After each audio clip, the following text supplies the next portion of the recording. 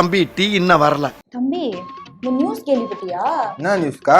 உச்சநீதிமன்ற தலைமை நீதிபதி இந்த பேர் என்ன கவாயா? ஆமா, இப்ப இருக்காரு.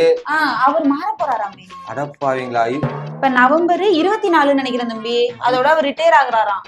அடுத்து யாரோ சூரியகாந்தன்னு ஒருத்தர் வர போறாராம். அவரு எப்படி? அவர் எப்படியா கேள்விப்பட்டேன், எல்லாம் எந்த நியூஸும் சரியில்லை. ஏதோ 2019லயே அவர் மேல வரி ஏய்ப்பு குற்றச்சாட்டு இருந்துதான். ஏதோ அவர் வித்திருக்காரு சொத்தை, அப்புறம் வாங்கி இருக்காரு. வித்ததுலயும் வரி ஏய்ப்பு பண்ணிருக்காரு, வாங்கினதுலயும் வரி ஏய்ப்பு பண்ணிருக்காரு. இதெல்லாம் டேட்டாவோட ஒருத்தர் கம்ப்ளைண்ட் ஃபைல் பண்ணிருக்காரு. ஆனா அதெல்லாம் குளறுபடியாச்சு, ப்ராப்பரா எதுவுமே விசாரிக்கவே இல்லை. இது மட்டும் இல்ல, லஞ்சம் எல்லாம் வாங்கியிருக்காராம். யாரோ ஒருத்தவங்க இந்த ட்ரக்ஸா எடுக்கிறாங்க, போதைப் பொருள் எடுத்து அவனை ரிலீஸ் பண்ணணும் அப்படின்னு சொல்லிட்டு அவருக்கு சம்பந்தப்பட்டவங்க நிறைய பேர், அவங்க ரிலேட்டிவ்ஸ் எல்லாம் என்ன பண்ணிருக்காங்கன்னா லஞ்சம் வாங்கியிருக்காங்க அவங்க கிட்ட. இது எல்லாத்தையும் ஆதாரத்தோட எடுத்து வச்சிருக்காங்க.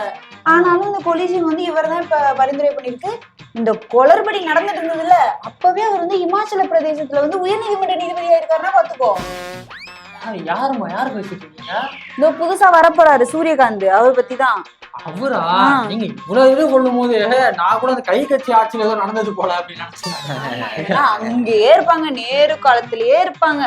அது அப்ப நடந்ததுன்னு நினைச்சேன். இப்ப நடந்திருக்கு. இப்பதாங்க நடந்திருக்கு. இப்ப நடந்திருக்க வாய்ப்பு இல்லையே. நம்ம ஜி ஆட்சியில இந்த மாதிரி நடக்குதா? நம்ம ஜி ஆட்சி ரொம்ப அருமையா நடக்கிற ஆட்சி ஆச்சு. அருமையா நடக்குது. நியூஸ் கரெக்டா படிச்சியா நீ? கரெக்டா பார்த்தேன். நடக்காது. இல்ல நீ ஏதாவது தப்பா பாத்திருப்ப. ஜி ஆட்சியில என்ன மாதிரி ஏதாவது பேசாத மாதிரி. தமிழ்நாட்டிலேயே குளறுபடி நடக்குது. தமிழ்நாட்டுல என்ன நடக்குதா? அதான் சாரு நடக்குது. சாரு என்ன? சாரு எது கொண்டு வராங்க?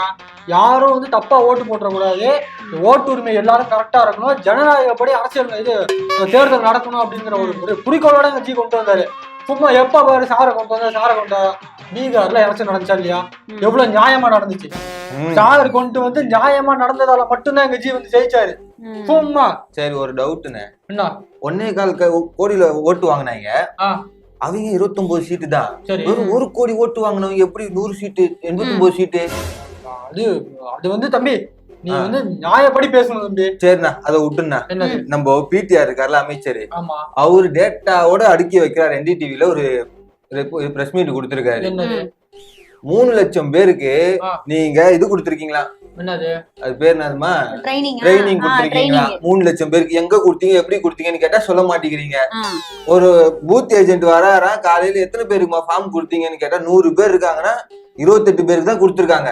போனா 78 பேர் நாங்க கொடுத்துட்டோம் அப்படின்றாங்களா? இதுக்கெல்லாம் பதில் கேட்டா சொல்ல மாட்டாங்க. டேட்டா இருக்காமா அவங்க கிட்ட?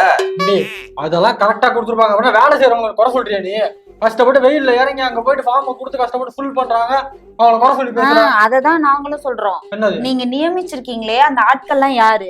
அங்கன்வாடி ஊழியர்கள், இல்லன்னா ஏதாவது ஒரு கவர்மெண்ட்ல ஒர்க் பண்றவங்க. அவங்க வேலையும் பார்க்கணும், அந்த வேலையை முடிச்சுட்டு நீங்க குடுக்கற வேலையும் பார்க்கணும். அதாவது வெறும் 1 மாசத்துல இத்தனை கோடி வாக்காளர்களுக்கு போய் எனுமரேஷன் ஃபார்ம் கொடுத்து அதை ஃபில் பண்ணி வாங்கணும். ஒருத்தர் வீட்டுக்கே 3 தடவை போகணும். இதெல்லாம் பண்ணா அவங்களுக்கு எவ்வளவு ஸ்ட்ரெஸ்ஸா இருக்கும். அங்கங்க நிறைய பேர் மயக்கம் போட்டு விழுறாங்களாம். ஏதோ ஒருத்தரோ 2 பேரோ தெரியல, தற்கொலை பண்ணிட்டாங்க செய்தி வருது. நம்ம ஜனநாயகப்படி நடக்கணும் அப்படின்னா அரசு ஊழியர்கள் கொஞ்சம் இறங்கி வேலை பார்க்கணுமா? 1 மாசம் வேலை பார்க்கறது என்ன ஆயிட போகுது? 1 மாசத்துல பண்ண முடியாதா? பண்ண முடியாதால எங்க ஜி இப்படி ஒரு இதை கொண்டு வந்திருக்காரு. 1 மாசத்துல பண்ண முடியாதுன்னு இல்ல, 1 மாசத்துல பண்ணிட கூடாதுன்னு நீங்க இதை கொண்டு வந்திருக்கீங்க. இருங்க, டேட்டாவோட சொன்னாதான் உங்களுக்கு எல்லாம் புரியும். 78% ஃபார்மை நாங்க கொடுத்து முடிச்சிட்டோம் தமிழ்நாடு முழுக்க அப்படின்னு நீங்க சொல்லிருக்கீங்க. அதாவது அவங்க எலெக்ஷன் கமிஷன் சொல்லிருக்காங்க. அது எப்படிங்க 78% கொடுக்க முடியும்? எத்தனை கோடி வாக்காளர்கள் இருக்காங்க? 5 கோடி வாக்காளருக்கு எப்படிங்க கொடுத்தீங்க?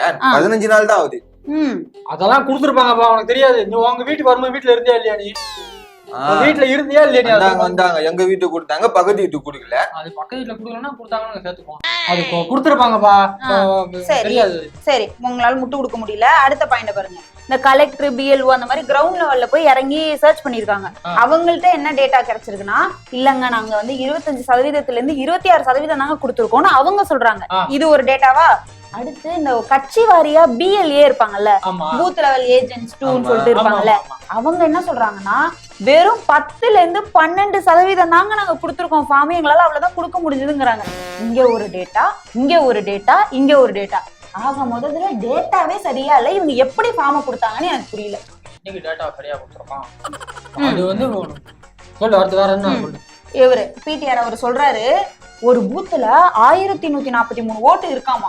ஆனா வெறும் 300 பேருக்கு தான் அந்த ஃபார்ம் இப்ப வரைக்கும் கொடுத்திருக்காங்க.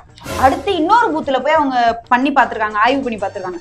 1093 ஓட்டு இருக்கு அந்த பூத்துல. ஆனா வெறும் 600 பேருக்கு தான் ஃபார்ம் கொடுத்திருக்காங்க. அப்ப இதெல்லாம் என்னது? இங்க யாருக்கு பாசிட்டிவ் ஓட்டு வரும், எத்தனை பேருக்கு ஃபார்ம் கொடுத்தா எத்தனை பேர் ஃபில் பண்ணா அது எந்த ஓட்டு எங்க மாறும் அப்படின்னு ரிசர்ச் பண்ணி கொடுக்குறாங்க போல இருக்குங்க. நம்ம ஓட்டு எது அவங்க ஓட்டு எதுன்னு விசாரிச்சுட்டு இருக்காங்க. இப்பதான் பொறுமையா முடிச்சிருவீங்க. தேவையில்லாம பேசாத. தமிழ்நாட்டுல இவ்வளவு பண்றாரு இல்லையா, தமிழ்நாட்டுல இவ்வளவு பண்ணதாலதான் எங்க ஜிக்கு வந்து அம்மாவை வரவேற்பு கொடுத்துருக்காங்க. இங்க பாரு, துண்ட தூக்கி காட்டிருக்காங்க.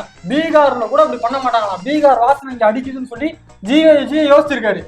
சும்மா ஏதாவது பேசாத தம்பி.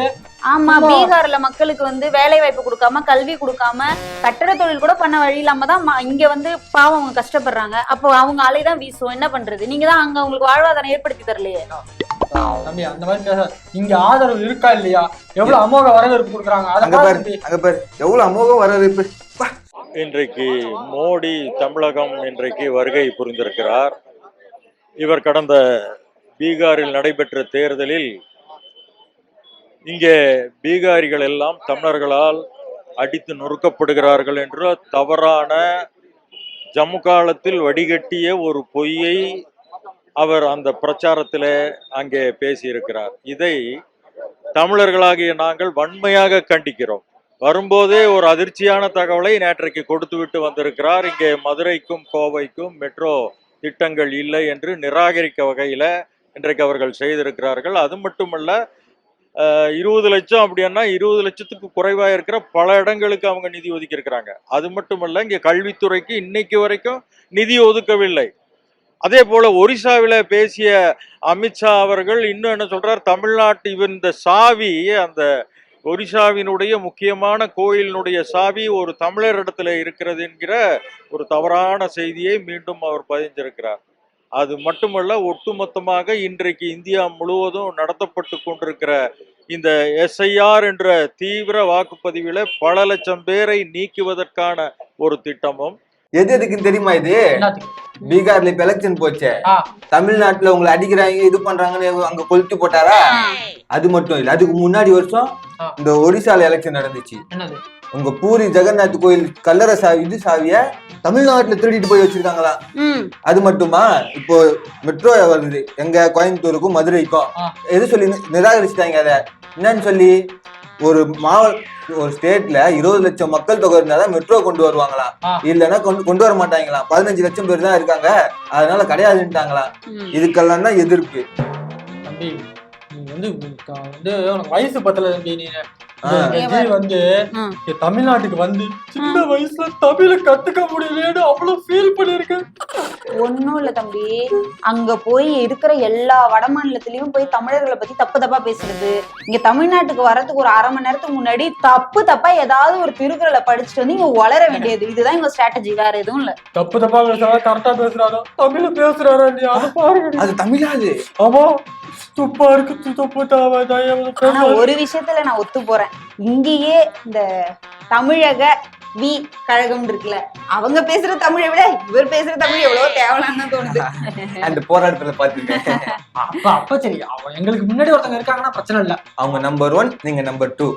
யார் நம்பர் 2? நீங்க தான். நாங்க எல்லாத்தையுமே நம்பர் 1 தான். நம்பர் 2ங்கிற இதுக்கே வாழ ஊழல்லியுமா? நீ வந்து இப்படி நீ இப்போ எங்க போற?